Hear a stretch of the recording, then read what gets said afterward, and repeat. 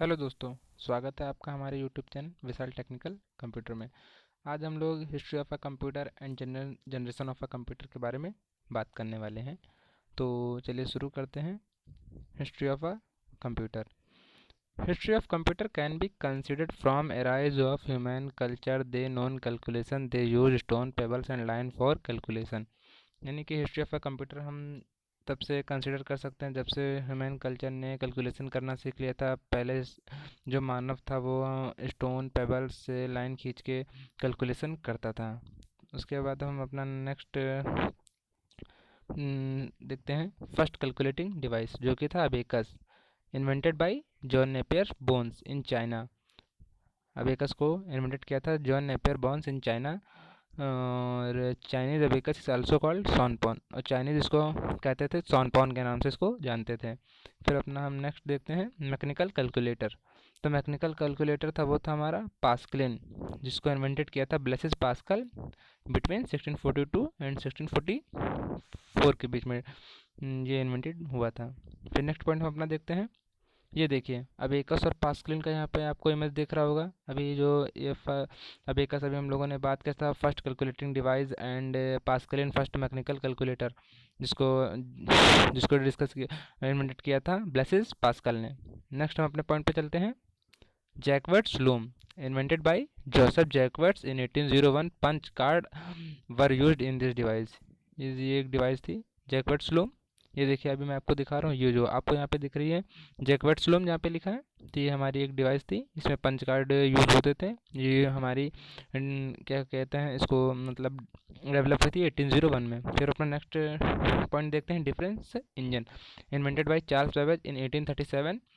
Difference engine को Charles Babbage ने 1837 में इन्वेंटेड किया था। और चार्ल्स बेबेज को हम कंप्यूटर का पितामह के नाम से भी जानते हैं। तो क्यों जानते हैं अभी इसमें हम लोग पढ़ेंगे। It's design to add subtract multiply and device through use of storage programs. इसकी डिफरेंस इंजन के जरिए से हम लोग ऐड कर सकते थे, सब्ट्रैक्ट कर सकते थे, मल्टीप्लाई एंड डिवाइड, इसके जरिए से स्टोरेज प्रोग्राम्स हम लोग इसमें सॉल्व कर सकते थे। Modern computer based on electrical engine, therefore Charles Babbage is known as father of computer. क्यों कहते हैं, तो modern computer based on electrical engine, therefore Charles Babbage is known as father of computer. यहाँ पे मैं आपको डिफरेंस इंजन का figure दिखाता हूँ। तो ये देखिए डिफरेंस इंजन जहाँ पे लिखा है यहाँ पे, ये हमारा डिफरेंस इंजन का फिगर हो गया। फिर देखते हैं next point. The first fully digital electronic device used for linear equation. जो हमारी first fully digital electronic device थी वो थी एटर्नस ऑफ बेरी कंप्यूटर, जिसको हम लोग ABC के नाम से भी जानते हैं। फिर नेक्स्ट पॉइंट देखते हैं अपना। ये देखिए ABC आपको आपको दिख भी रही होगी, ये ABC है हमारा। फिर next point. John Mauchly and Presper Eckert make the electronic numerical integrator and computer. John Mauchly and Presper Eckert make ने एक इलेक्ट्रॉनिक न्यूमेरिकल डिवाइस बनाई थी ENIAC जिसको कहते हैं। यहाँ पे आपको इसका फिगर दिख रहा होगा। फिर universal automation computer was the first commercially successfully computer. जो हमारा था यूनिवर्सली ऑटोमेशन कंप्यूटर, जिसको हम लोग UNIAC के नाम से भी जानते हैं, जो कि फर्स्ट सक्सेसफुली कंप्यूटर था हमारा। ये देखिए यहाँ पे आपको फिगर दिख रहा होगा। फिर अपने नेक्स्ट टॉपिक पे चलते हैं। Generation of a computer. Generation of a computer, तो देखते हैं फर्स्ट जनरेशन, जो कि फर्स्ट जनरेशन हमारी इसमें लिखा 1946 से 1954 के बीच में थी। देखिए in this generation vacuum tube has been used which makes computer possible to calculation. इस जनरेशन में हम लोगों ने यूज़ किया था वैक्यूम ट्यूब। इसमें आपको वैक्यूम ट्यूब दिख रहा होगा। फर्स्ट जनरेशन में जो हमारे कंप्यूटर की स्पीड होती थी वो एकदम स्लो होती थी। साइज बहुत ही बड़े बड़े कंप्यूटर के होते थे जब वैक्यूम ट्यूब इसमें यूज़ होती फर्स्ट जनरेशन में। और रिलायबिलिटी उनको थी वो अनरिलायबल, यानी कि उनको कहीं एक जगह से दूसरे स्थान पर ले जा सकते थे। फिर अवेलेबिलिटी, अब तो उनकी अवेलेबिलिटी ख़त्म हो गई है। और इनमें जो हमारा स्टोरेज होता था वो एकदम ना के बराबर होता था, उनमें स्टोरेज होता ही ना था। फिर हम अपने सेकंड जनरेशन देखते हैं। सेकंड जनरेशन जो कि थी 1955 से 1964। In this generation transistor had been used when made computer faster and little small. Second generation में हमारा जो डिवाइस यूज़ किया गया कंप्यूटर में वो थी ट्रांजिस्टर। और जो कंप्यूटर थे हमारे इनमें इनकी स्पीड थोड़ा स्लो हुई है। फिर उसके बाद साइज़ जो साइज़ था उसमें लार्जेस्ट था तो इसमें लार्ज हो गया है। रिलायबिलिटी रिलायबिलिटी हो गई है। अवेलेबिलिटी आउटडेटेड, जो कि अब आउटडेटेड हो गए हैं कंप्यूटर सेकंड जनरेशन के। फिर हम अपने थर्ड जनरेशन पे चलते हैं।